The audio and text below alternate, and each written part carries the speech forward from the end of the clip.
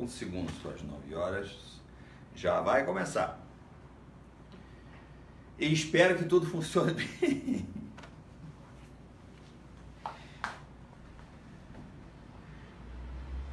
30 segundos. Ontem você não está carregando. Não vejo durante.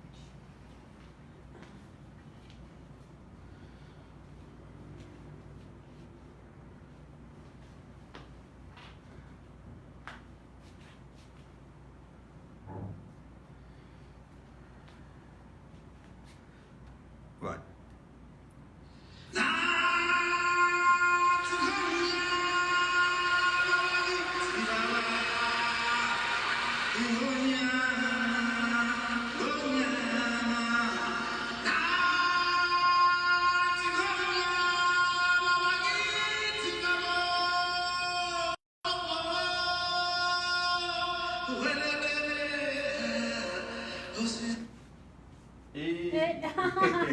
Isso acontece. Sabia, como eu sabia. Pera aí, minha gente, pera aí. Faz assim, ó. Meu amor, deixa o YouTube correndo por causa do Wi-Fi. E Já vou começa falar. a sua fala. Só cuidado com os fios. Rapidinho. Olá, pessoal, de novo a gente aqui. Olá, pessoal do Facebook do Cláudio Mendonça, pessoal da Rede Sororidade aí. Espero que estejam todos bem. Estou procurando falar com todo mundo na medida do possível, respondendo todas as mensagens de carinho, de afeto, de amor e tentando passar também mensagens da mesma envergadura. Bom, Agora sim. essa semana a gente recebemos alguns vídeos bem bacanas, tipo, a maioria de vocês assistiram os vídeos assim, alguns muito emocionantes, outros assim que deixaram a gente com uma vibe pra cima, muito bacana, assim, uma transmissão de amor, de empatia, e eu gostaria de A falar personalidade de cada um, né? o pessoal criando assim novas formas. Por exemplo, como a doutora Daniela, que é nutricionista, tocou pra gente num vídeo. Ela e o Enzo, o filhinho dela, que também participou e foi sensacional, muito divertido mesmo. Eu queria agradecer aqui rapidão, eu não vou tomar muito tempo de vocês, tá? Que eu sei que todo mundo tá ansioso pra ver a live. É a live. Então vamos lá. Ó, Solange Borges, advogada, que é advogada de direito do consumidor, ela tá dando várias dicas, vocês acompanhem lá na Rede Sororidade e também na página, na fanpage do Cláudio Mendonça, na página também Da Rede Sororidade. Ela tá dando várias dicas, como a lei tá se modificando, alguns decretos nesse momento, né, que nós estamos passando. A Patrícia Brown, que é aqui de Brasília, também deu umas dicas, ela é esteticista, também deu umas dicas bacanas, também tá tudo lá. A Rosângela Comunali, junto com a Mariska, que é da Holanda, as duas fizeram um vídeo sensacional, hilário, muito cantando você sabe, né? You Rock, adoro. Fernanda Brasil. Holanda Brasil, hein? Holanda Brasil, exatamente. Fernanda Brasil deixou uma mensagem com muito carinho pra gente também. Bacana. Helena Gilca e Chile Victorino. Elas recitaram, declamaram um poema. A Helena Gilca, homenageando aí o grande, né? Afonso. A Shirley também, hoje com a Clarice, nos surpreendeu. A doutora Daniele Wenzel, eu já disse. E a Yasmin Cabral. Greenspan. A Daniele Greenspan também tá fazendo vários projetos. Só que a Dani é o seguinte, a Dani até deixou o contato dela na Rede Sororidade, porque ela também tá fazendo um trabalho de ajuda, de quem, se algum dos seus familiares ou vocês precisarem, é só dar uma ligadinha, ela tá conversando com as pessoas para dar uma tranquilizada. E também um projeto bem bacana. Ela é cientista. É cientista. E também um projeto da Fiocruz, que também tá na Rede Sororidade, tá nas páginas aí. Então, e agradecer essas pessoas. Por último, a Yasmin também, que mandou, que ela é arquiteta e maquiadora, mandou uma automaquiagem, com um vídeo com uma musiquinha bem bacana, que ficou sensacional. E estamos recebendo os montes. Eu recebi já um monte, você também, né? Toda hora que eu chegando, eu tô colocando, à medida do possível, eu tô colocando. Assim, já estão na rede e na página também, tá bom? Então é isso, meu agradecimento, meu amor, meu carinho. O que vocês precisarem, eu continuo aqui. E vocês também, eu sei que vocês estão aí fazendo a parte de vocês, tá bom? Então espero que todos tenham uma ótima live. E eu tô aqui atrás, tá bom? Qualquer problema técnico, a culpa é da Chanel. Tá bom? Beijo, gente, beijo. Muita paz pra vocês. Agora o Cláudio. Vamos lá. Vamos primeiro botar o som, que agora eu acho que vai.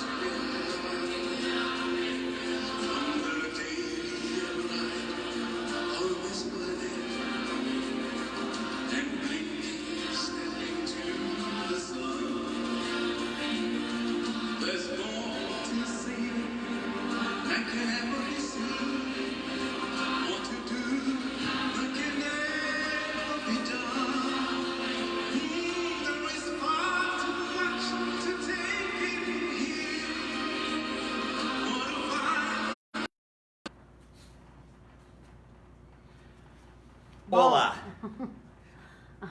Bem, nós vimos um trecho aí de uma outra versão do Lion King, feito pelo LeBron M, que expressa muito a questão da música africana.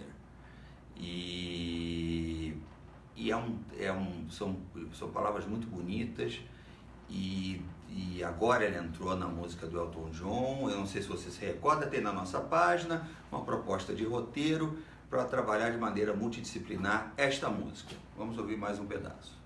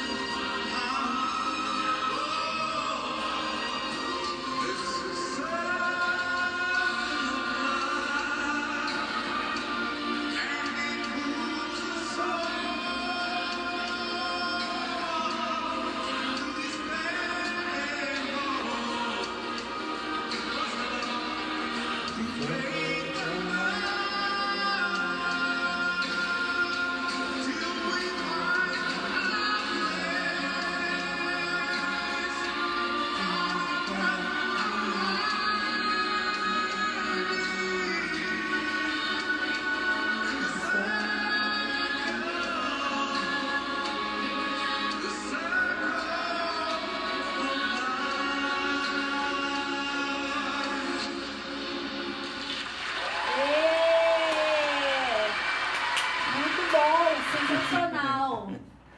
Essa é uma outra versão. A música que é uma música que faz, do meu ponto de vista, uma enorme evocação, um hino à questão da natureza, do nosso compromisso com a natureza, de estarmos todos os seres vivos conectados e interdependentes, enfim. O Elton John é um gigante, não é? Esse filme não é um filme para crianças. Ele fez toda a trilha sonora do filme, e essa música me é especialmente tocante pelo aspecto de reverência a esse planetinha azul chamado Terra, que é nossa morada, que não temos um plano B e que talvez a gente tenha tratado muito mal esse planeta ao longo dessa nossa existência, em benefício do progresso, em benefício do desenvolvimento humano, mas provocando um enorme desequilíbrio. Isso vai ser tema de outros debates, e tem muita gente que está produzindo, como a Gisele falou, vídeos sobre a questão ambiental, sobre a questão sobre conhecimento, sobre aspectos relacionados a este assunto. Bom, antes de mais nada, deixa eu dizer o seguinte: esta camisa aqui está dobrada nesse estilo que na minha época de garota chamava-se Mamãe Sou Forte, não é o caso, né? Sabe por quê? Porque eu não gosto de comprar roupa em loja, porque é sempre aquela coisa de empurrar e, enfim, eu fico constrangido. Depois que eu escolho, aí vem o vendedor ou a vendedora e me bota mais 10 cores diferentes. Aí, depois que eu já escolhi, eu volto para o caminho da dúvida. Então, eu não gosto muito dessa coisa de consumismo, não por ideologia, pura e simplesmente, essa coisa de comprar roupa. E sabe o que acontece? Eu comprei pela internet. Então, não deu certo. Essa manga aqui, né, Gisele? Essa manga vai estar aqui embaixo. Eu fui comprar um óculos escuro, porque o meu quebrou, chinês, que tinha cara do Johnny Depp com o óculos do Johnny Depp. Falei, porra, mas sensacional, é o corno o Johnny Depp com esse óculos é sensacional. Vou ficar, né, mó galã. Pô, e baratinho, era uma mixaria, China, né? Pô, comprei o tal do óculos. Esperei meses. Belo dia chegou. Quando eu boto no rosto e olho no espelho, eu falei, pô, Cláudio, tu realmente não tem nada a ver com o Johnny Depp. Pô, ridículo. Não, mas bota ridículo nisso. Você ficou assim, ficou vergonhoso. E é isso que dá, a gente queria parecer com o Johnny Depp. Falando então sobre isso, eu quero falar sobre essa questão da autenticidade, que a gente vai falar sobre isso, sobre a educação, sobre a nossa subjetividade e sobre a importância do ato de criação como ato de afirmação da vida. Afirmar a vida é estar em permanente alerta criativo. Aquele que se perde pela rotina, que vive as rotinas, que se entrega às rotinas, que pelo medo de viver, do desafio de viver, simplesmente faz o que todo mundo faz, entende que o normal é o normal, que segue sem pensar tudo aquilo que lhe é dito, porque isto é o normal, isso é o confortável, isto é o que não dá problema, isso é o que ninguém vai te criticar. Isso é aquilo que o poeta inglês do 1830 dizia, como é que todos nós nascemos originais e alguns de nós se transformam em cópias. Eu fico pensando se a gente não produz isso em casa, não é? Essa questão da normalidade. Você está estranho. Para os nossos filhos, né? Querendo que eles sejam cada vez mais iguais aos outros, mais iguais aos adultos, menos crianças. Será que a gente realmente na escola abre espaço para a subjetividade, a questão do multiculturalismo? Será que a gente aceita a cultura do outro aceitando mesmo? Ou a gente aceita de forma benevolente, né? Olha, esse cara só está falando bobagem, mas como eu sou uma pessoa que estou muito acima disso e sou muito gente boa, eu vou ser legal com ele, vou fingir que estou aceitando o ponto de vista dessa pessoa. E com isso a gente vai amesquinhando as subjetividades e vai destruindo a fertilidade do solo, aonde nasce, aonde pode nascer o novo, aonde a disruptura é possível, aonde aquela frase atribuída ao Bob Kennedy, mas ao Bernard Shaw também, então escolha aí o seu lado, né? Que ele fala assim: most of the people looks for the things and ask why. And I look for the same things and ask why not. Ao invés da gente... Tem gente que nem pergunta o porquê que as coisas são assim, simplesmente seguem. Outros ainda perguntam por que as coisas são assim. Mas será que a gente não tem que perguntar por que é que não poderia ser de outra maneira? Nos permitir o pensamento disruptivo, o pensamento anormal, o pensamento não convencional, transgressor, que ao invés de responder uma pergunta com uma resposta, a gente não deveria responder com outra pergunta. E quanto mais certeza nós temos, maior é a marca da nossa ignorância, porque à medida que a gente estuda, mais dúvidas nós acrescentamos à nossa vida. Então,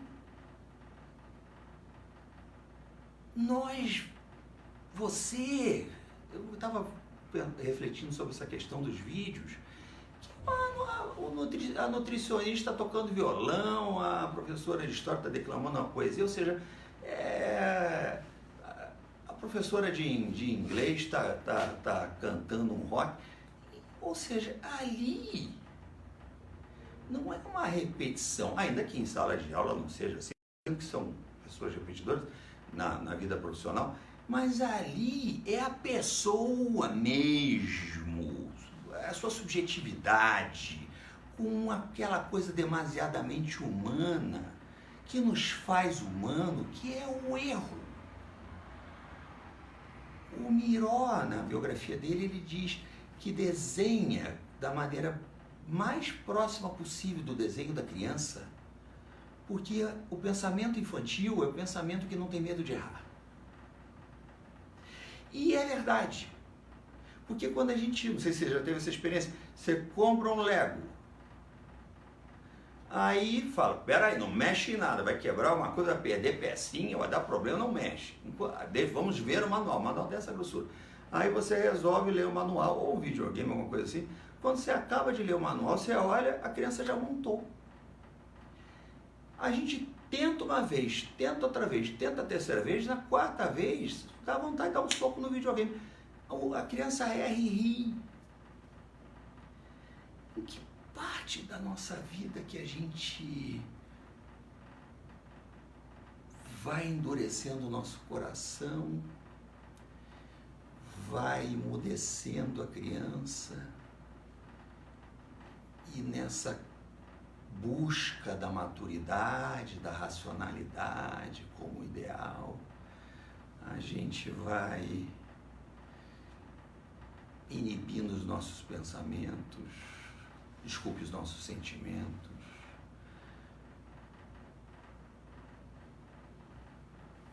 tendo vergonha de nossos erros, tendo medo de perguntar. Para fazer uma pergunta, você quantas vezes, olha, me perdoa se a pergunta, não sei o quê, tem todo um prólogo para fazer a tal da pergunta. Ou para fazer uma contestação, ou para dizer que não é isso, ou para pensar a partir do zero, ou para repensar.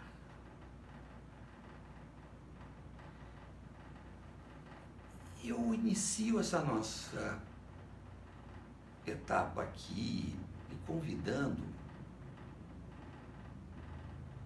a pensar um pouco se a gente, no nosso dia a dia, não fica muito na heterodoxa. Sabe o que é heterodoxo? É grego, né? Ortodoxo e heterodoxo. Orto é correto, né?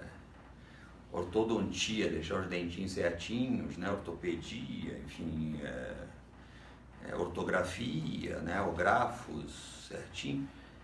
Então, a ortodoxia, e doxa significa senso comum, a ortodoxia é o senso comum correto, que é quase um pleonasmo, né?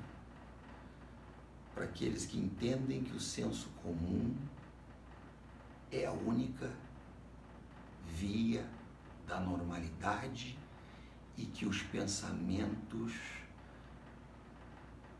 criativos, disruptivos e, portanto, não raro classificados de anormais, merecem o ostracismo e a degradação, a punição, o hospício.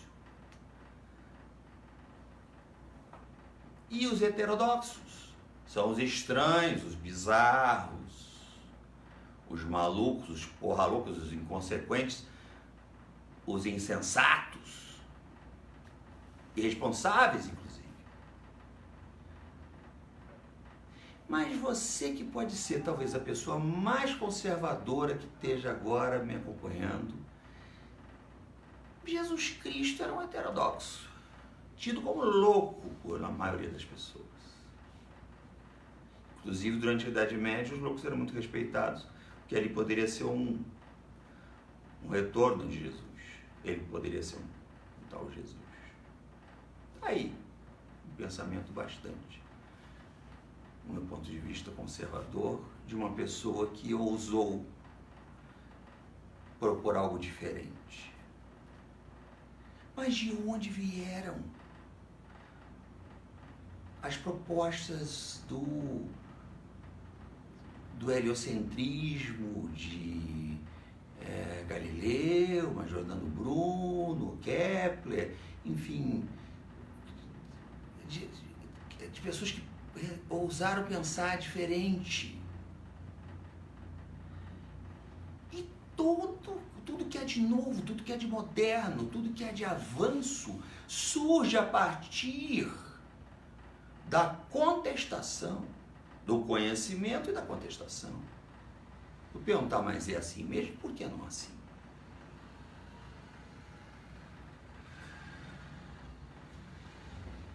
Eu vou dar aqui um ou dois exemplos bem rápidos. Durante a corrida espacial, não tinha computador, né, tablet, etc. Os computadores que tinham, enfim, a Eagle, aquela navezinha que pousou na Lua, tem menos sistema computacional do que o seu smartphone. Pra você ter uma ideia. E aí, os americanos da NASA gastaram alguns milhões de dólares para desenvolver uma caneta, porque você sabe que a esferográfica é aquela bolinha, quando você escreve sem gravidade, tanto é que você escreve assim, ó, ela não escreve, né? Porque a tinta não escorre, e aí você não escreve. Sem gravidade, a tinta não ia descer, não ia rodar na bolinha, não ia conseguir escrever nada. Gastaram milhões para desenvolver uma super caneta. Os russos levaram lápis. Porque eles, em vez de estarem focados no problema, eles focavam na solução do problema. Eles olhavam fora da caixa. Eles não se prendiam às premissas, ao óbvio, ao pré-estabelecido, aos bons costumes vigentes. protocolos. Não fosse assim, não teríamos evoluído. E é nesse, talvez, no momento de grave crise, que nós precisamos cada vez mais de pensarmos o novo, o diferente, o disruptivo, as alternativas, os novos valores, ouvir as pessoas, ouvir o outro, mas ouvir para não ouvir para ganhar discussão. E através deste grande diálogo, desse processo de união, nós abraçamos os valores que tínhamos antes, que professamos, os valores dos direitos humanos, desde a Revolução Francesa, a Carta de Direitos de 1948, enfim, tudo isso. Repensarmos e, ao mesmo tempo, buscarmos visões modernas de integração, de união, de solidariedade e, fundamentalmente, do amor em suas diversas dimensões. Para que isso? Porque o planeta está exaurido. E porque nós nunca fomos tão consumistas, individualistas, nós nunca vivemos talvez um mundo de tão pouco caso com tudo. Eu quero saber do meu, o resto que se exploda. A cultura do ódio. E esse é o mundo que nós construímos. Com milhões de avanços. Mas é ali que se encontravam os nossos corações.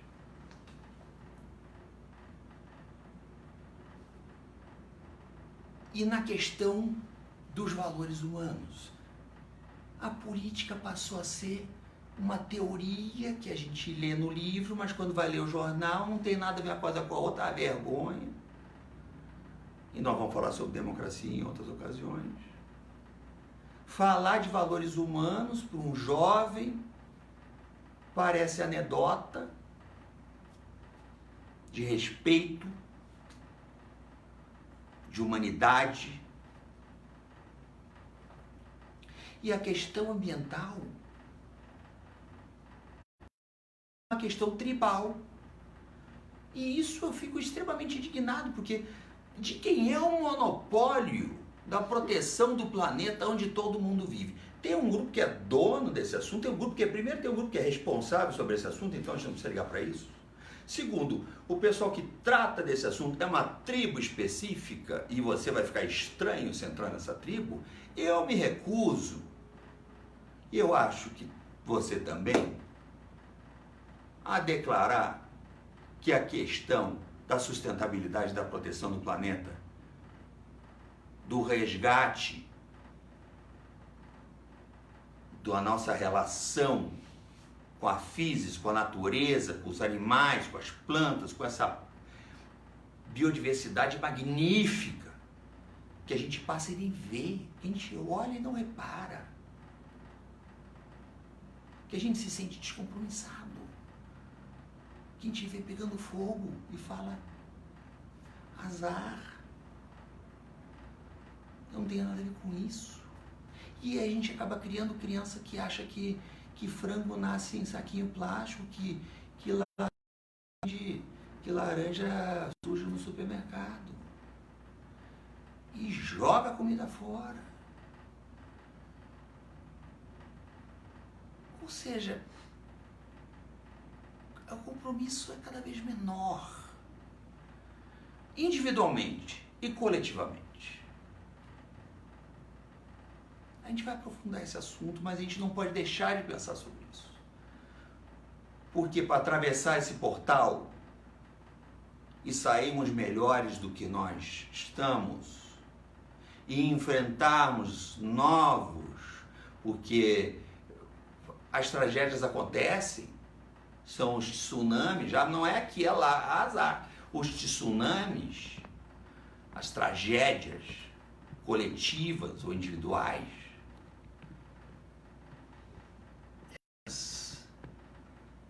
agora atingem a todos. Essa aqui não é nada. Isso atinge a todo mundo. E é isso. É uma mudança de atitudes, uma mudança de valores, uma reconstrução e um resgate de valores humanos e uma mudança de atitude ambiental é que vai dar sentido e sustentação a todo esse esforço deste grupo imenso de homens e mulheres que corajosamente estão enfrentando a crise lá na ponta, e os cientistas que estão estudando uma forma de enfrentar isso, e todos nós que estamos sofrendo isso de uma maneira ou de outra. Então, não adianta esperar passar, tem que começar agora. E o começar agora é cada um fazer o que pode. É dar uma palavra de esperança, é estar ao lado, é ser empático, é dar uma palavra de conforto, é mostrar união, é mostrar que a vida faz diferença e que nós vamos vencer isso porque nós podemos ser melhores do que éramos, porque nós já evoluímos muito e já superamos diversas crises.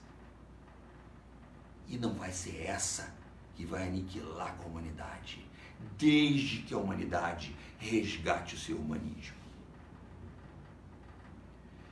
Bem, eu prometi falar um pouquinho, volto em alguns assuntos de filosofia, prometi falar sobre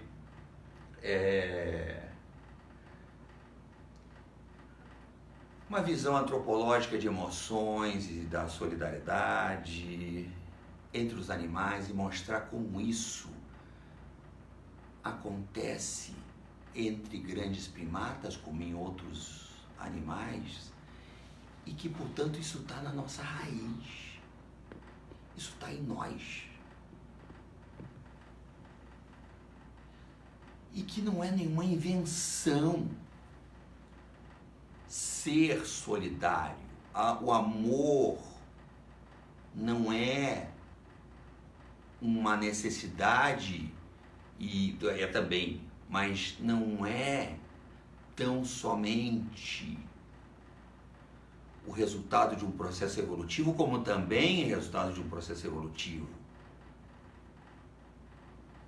Mas ele não é uma decisão pura e simples. Esse estado de alma está dentro de nós, como também em tantos outros animais que vivem, que convivem conosco nesse planeta girante. Bem,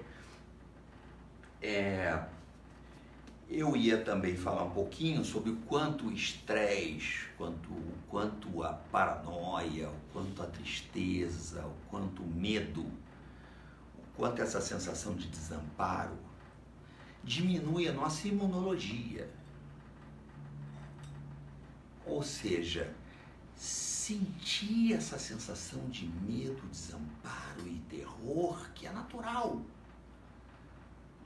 Se a gente se deixar levar por isso, e se a gente deixar que os nossos irmãos, amigos, humanos se deixarem abater completamente, cada vez mais, a própria imunidade, o próprio sistema começa a correr sério risco. Eu ia mostrar através desse livro aqui do Steven Pinker. A gente vai ter um dia que a gente vai falar muito sobre o Steven Pinker. Esse é o livro que eu cortei em pedaços, porque eu não podia, eu tinha que, ele é muito pesado, eu acabei cortando. Não faço isso em casa, mas eu tenho uma relação muito física com os livros, eu escrevo eles todos, e enfim, é uma coisa, eu não sei explicar bem, talvez a minha fisionomia tenha expressado isso. Mas o neurocientista mais consagrados do mundo, a Universidade de Harvard, ele demonstra essa questão de maneira claramente, mas a gente vai falar bastante sobre o funcionamento do cérebro e neurociência numa próxima live. Né? Então, eu ia achar a página aqui, mas como ele está assim, ó, então ele tá meio que precisando de reparos.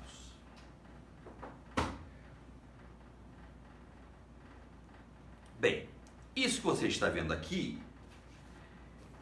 é o estudo desse cara aqui, é o Frans de Waal, é um holandês, naturalizado americano, é um etologista. Eu sempre fui apaixonado por etologia, sempre não, desde os 14 anos, apaixonado por etologia, que é comportamento animal, é um zoólogo, é um gigante do estudo de primatas, e ele nos ensina várias coisas, ou tenta nos ensinar. Esse livro é uma das obras dele, tem até um livro recentemente lançado, esse é um dos que eu mais gosto, é o Eu Primata, fica como sugestão de bibliografia, e eu vou acender a luz aqui, pronto, sem deslocar as costas, para tentar mostrar para vocês o seguinte. Primeiro, antes de mostrar, vocês conseguem ver a tela aqui? Ele está dizendo, isso aqui é aquela experiência que eu falei na outra live. A experiência é o seguinte, o macaquinho, são 2 macaquinhos, um em cada gaiola. Um dá uma pedrinha, recebe um pepino. O outro dá a pedrinha, recebe o pepino. Pedrinha, pepino, pedrinha, pepino, pedrinha, pepino, pedrinha, pepino, até que um dá a mesma pedrinha e recebe uma uva. Que, pelo preço do mercado, dá para ver que uma uva é muito mais gostosa mesmo, porque tem açúcar, né? Pepino é quase água, né? Chuchu é quase água. Então, quando o outro vê, aí nós vamos ver o sentimento de injustiça entre 2, não são nem grandes primatas, como o orangotango, o chimpanzé, o gorila e os bonobos e nós, mas macaquinhos menores. Eles têm o senso de justiça incrível. Mostra de novo a capa, por favor, estão pedindo. Frans de Waal, Eu Primata. Quem não tiver a fim de ler o livro, procura ele no TED. Ele tem 2 ou 3 falas no TED.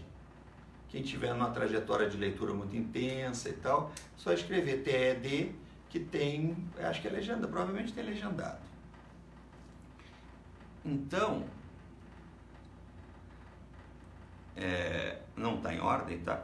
Mas eu vou mostrar agora aqui. Então, esses são os 2 pilares da ética, tá vendo? A reciprocidade e a empatia. Ou seja, os 2 fundamentos da ética. A empatia, que a gente já falou na última live, vai falar de novo mais um pouquinho, mais para o final. Mas o que é a reciprocidade? É o senso de justiça.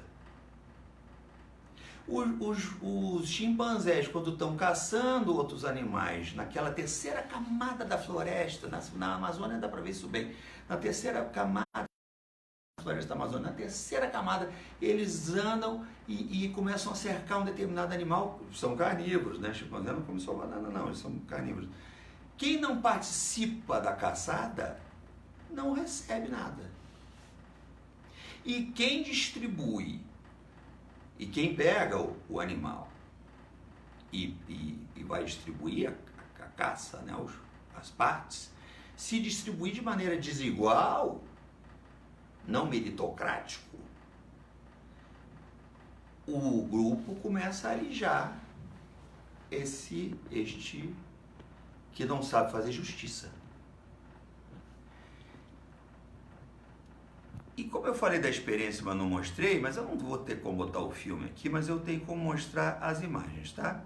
Então aqui, ó, você tá vendo, entregando o pepininho, acredite, isso aqui é verde, porque o macaquinho, pelo furo, aqui tá, do lado aqui tá o outro, né? Estão dando as pedrinhas e recebendo o pepino, ok? Olha lá.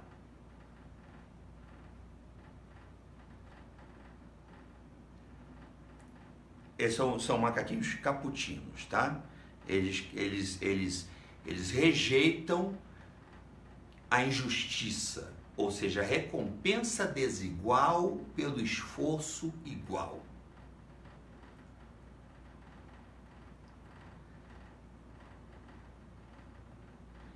E aqui nós vamos ver, tomara que apareça, né, em algum lugar.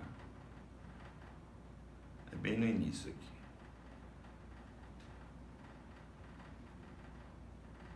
Aqui são os elefantes.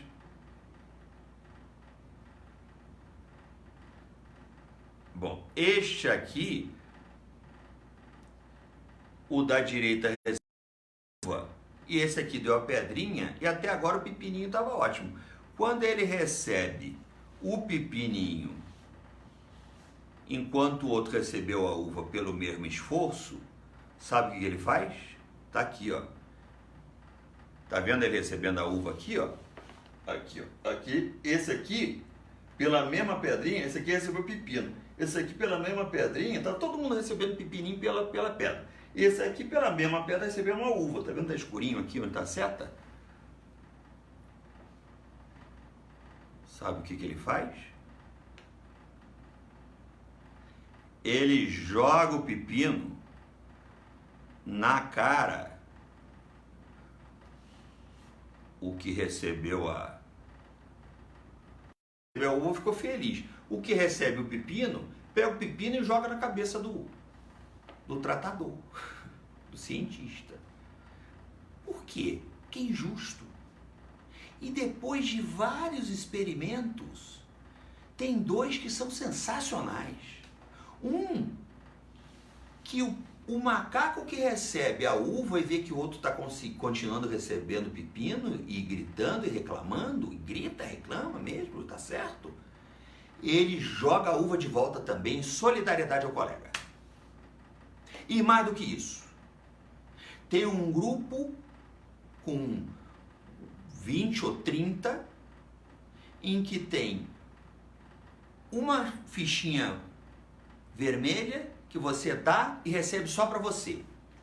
O outro dá e recebe só para ele. Mas quando você dá a verde, todo mundo recebe. Depois de algumas vezes, o macaco só quer dar a ficha verde, porque ele recebe e todo mundo recebe também. Portanto, é melhor todo mundo ganhar do que ganhar individualmente, se eles são capazes de pensar assim. Como é que nós nos apequenamos a ponto de achar que cooperação e solidariedade é coisa de babaca? Como é que a gente chegou a esse ponto de achar que isso é coisa de otário?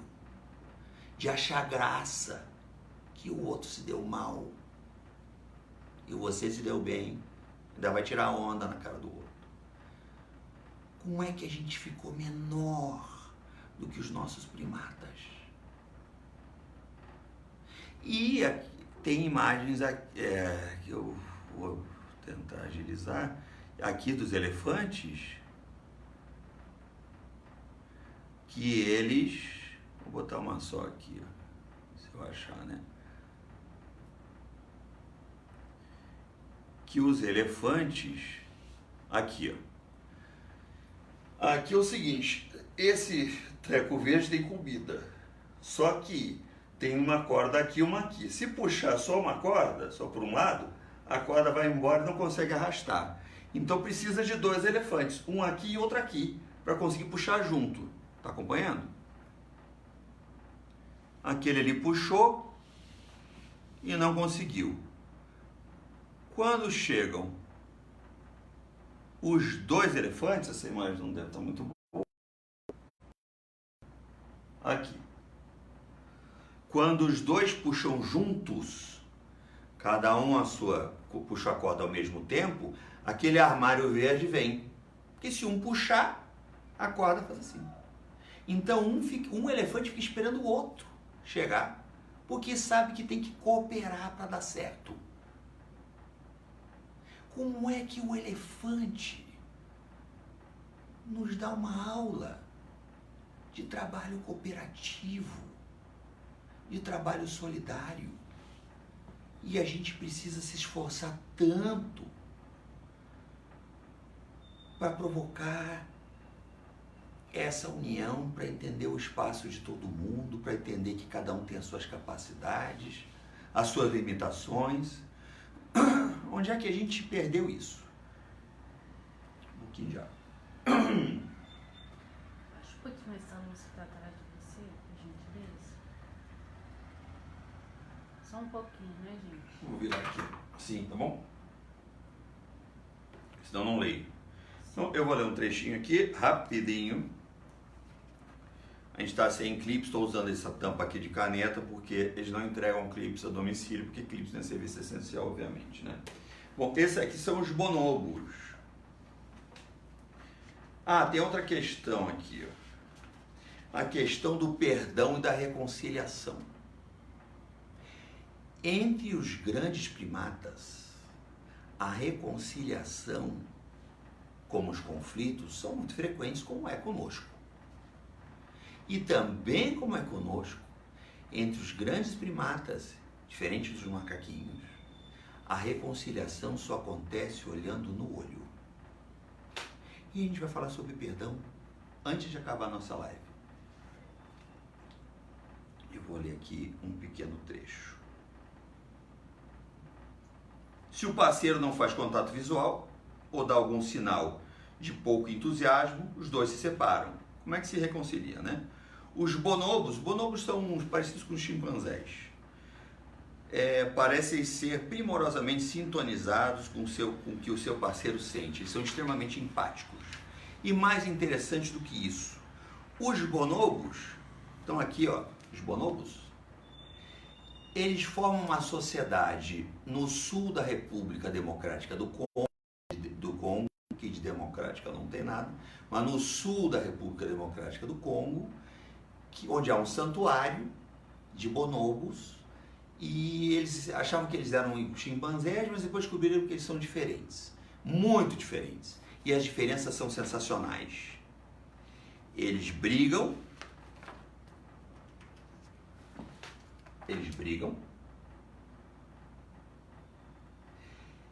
agora é uma sociedade muito mais pacífica do que a sociedade dos chimpanzés, porque eles, sabe como é que eles resolvem os conflitos? Através do carinho. Eles distensionam o conflito através do toque, através do abraço, do encostar, até do sexo. Eles buscam a reconciliação. E eles são muito mais pacíficos e extremamente pacíficos. E sabem por quê? Porque quem administra todo o poder na sociedade dos bonobos pertence às fêmeas. Tá aí. As fêmeas são muito mais qualificadas para a difusão da empatia, da solidariedade, da união e da solução não violenta de conflitos, mesmo elas sendo menores do que os machos. E os machos que praticam violência são condenados ao ostracismo, são condenados a ficarem ausentes do contato social, o que é extremamente doloroso para nós como para os bonobos. Ou seja, as bonobas batem um bolão. E eu falei também, e vou falar mais um pouquinho, na verdade só mostrar as imagens, tá? Como é que se irradiam as emoções? Aqui são pessoas felizes ou infelizes. Não sei se está dando para ver direitinho. Vou dar uma força aqui, gente. O pessoal tá falando muito da luz, eu coloco aqui na frente. Peraí. Assim. Isso. Tá? Então, esse pode virar aqui. Assim, esses pontinhos são as conexões entre as pessoas de tal forma que há uma contaminação entre as sensações. Veja aqui na tela, a gente boceja e os outros bocejam também. Esse contágio do bocejo, ele também é um contágio emocional. Quando você destila suas frustrações, seus ódios, suas negatividades, seus recalques, quando você espalha o bilis do mau sentimento, aquilo vai se contaminando outras pessoas que vão ficando mal-humoradas, tristes, rancorosas, e a partir daí vão contaminando outras e outras e outras e outras, quando ao contrário, você difunde sentimentos positivos, difunde sentimentos de união, de perdão, de compreensão, de humanidade. Isso também contamina. E é essa contaminação que nós precisamos fazer, não uma vez ou outra. A gente tem que fazer isso diuturnamente, isso tem que ser um hábito, isso é uma mudança atitudinal. E este exatamente é o momento que nós precisamos.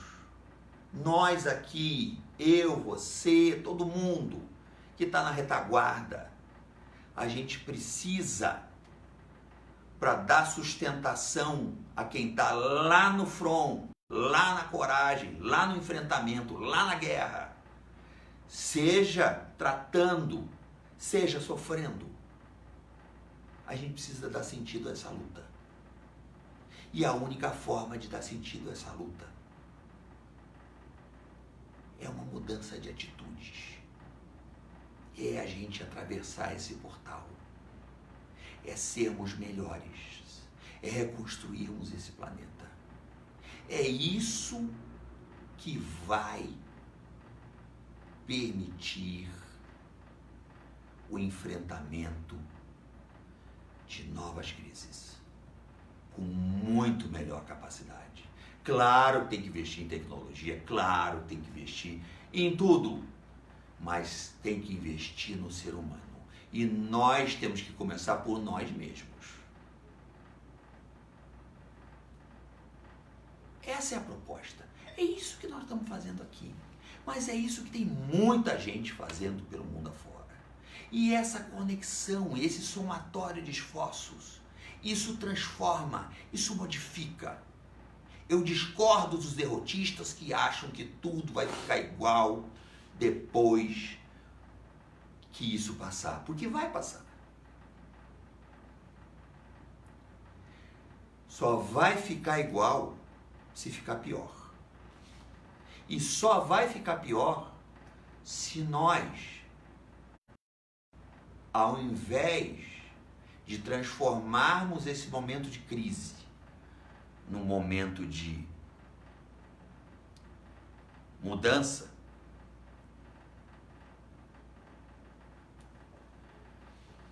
atitudinal, e se depois a gente não fizer um esforço coletivo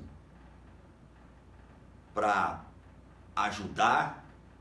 ajudarmos uns aos outros em todos os níveis, em todos os sentidos, mas fundamentalmente resgatarmos a nossa dívida que a gente tem com esse planeta. Não é possível que a gente ache que pode ficar destruindo, consumindo, tocando fogo, utilizando de tudo quanto é forma de destruição e achar que isso não vai ter consequência.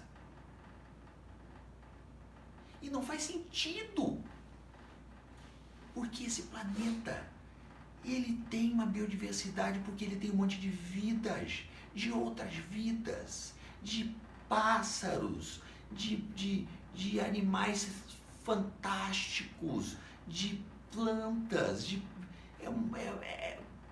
o mar é sensacional, o mar já é um universo, uma floresta. Eu passei meses na floresta amazônica, junto com as vezes, rodando 34 mil quilômetros, mas por onde quer que você vá, presta atenção, vê que você é irmão de tudo que é vivo e reafirma a natureza e reafirma a tua irmandade com tudo que é vivo, porque é o nosso compromisso com a vida que é capaz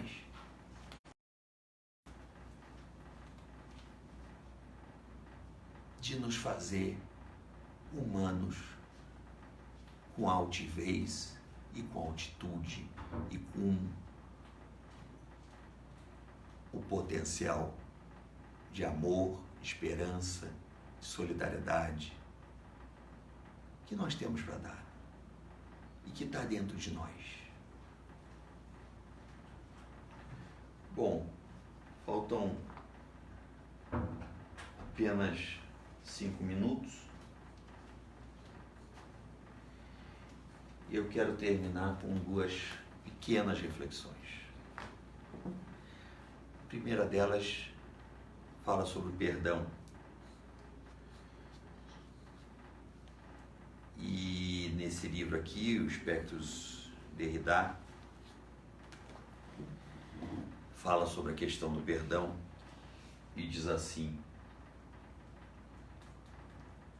pois o perdoar se faz a partir de uma lógica bem determinada que regula as relações entre o reconhecimento da culpa, a confissão, o pedir perdão, a punição, a reparação, o perdão concedido, a redenção, a reconciliação, ou seja, um perdoar que resulta da operacionalidade de toda essa lógica. Não é perdão, porque esse é o perdão econômico, esse é o perdão da troca. Eu te perdoo, você me perdoa, para assim a gente conviver. Esse é um perdão da troca, é como aquele que para, mal comparando, mas é como aquele que para na faixa de segurança e é para a pessoa atravessar, uma mulher grávida às vezes, e fica esperando que ela olhe para você para te agradecer por você ter passado na faixa de segurança, por não ter passado pelo carro em cima dela. Mas o que é isso? Isso é uma relação econômica, isso é uma relação de troca. E diz assim: o perdão digno desse nome, expressão, aliás, que Derrida passou a usar com uma certa frequência nos seus últimos textos para realçar o fato da singularidade do que quer que, através do pensamento, se pretenda respeitar e fazer justiça, é aqui a singularidade do perdão. O perdão digno deste nome, dizia, mostra-se agora impossível. Ele é impossível, que o perdão só seria possível o mais absoluto esquecimento. Mas e por isso, por ser impossível, ele deve ser esquecido, ele não pode ser tentado, ele não deve ser digno da nossa atenção pela sua impossibilidade? Responde ele assim: e no entanto, só assim, sendo impossível, é que acontece o perdão. Ou seja, é pedir o perdão sabendo que perdoar é impossível. Mas é também tentar, de todas as maneiras, na impossibilidade, que o perdão aconteça. E perdoar sabendo que é impossível, mas na dimensão do impossível, é que vale a pena o esforço indizível de perdoar. No meu último minuto, eu vou pedir o perdão de vocês, a escusa, e vou ler um poema para minha mulher.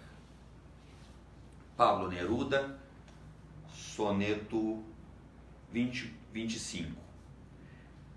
Gisele: antes de amar-te, amor, nada era mío. Vacilé por las calles y las cosas, nada contaba ni tenía nombre. El mundo era del aire que esperaba.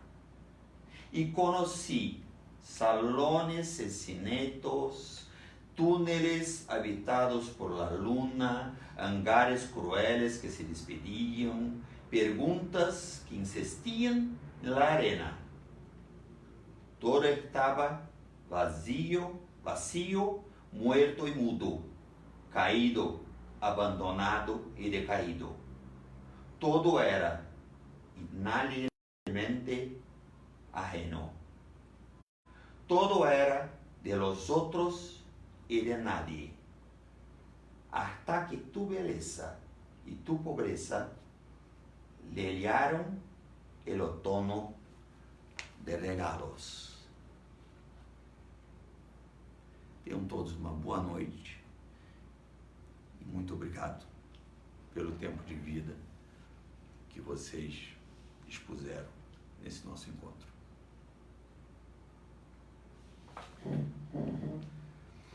Vou dar um recadinho rapidinho. E olha que apareceu, às vezes está aqui emocionada, eu tô um pouquinho chorando, lógico, né? Mas é o seguinte, ó, continue mandando vídeos e pelo Face, quem quiser o e-mail, tem gente que estava pedindo e-mail, é redesororidade@gmail.com. Podem mandar pela página do Cláudio também, tá bom? E obrigada por mais... Eu amo vocês duas e eu amo vocês todos que estão aí conosco agora e que participam e que a vida é muito importante. Toda a vida é muito importante. Tchau. Até a próxima, gente. Vou desligar ali. Eu não sei desligar.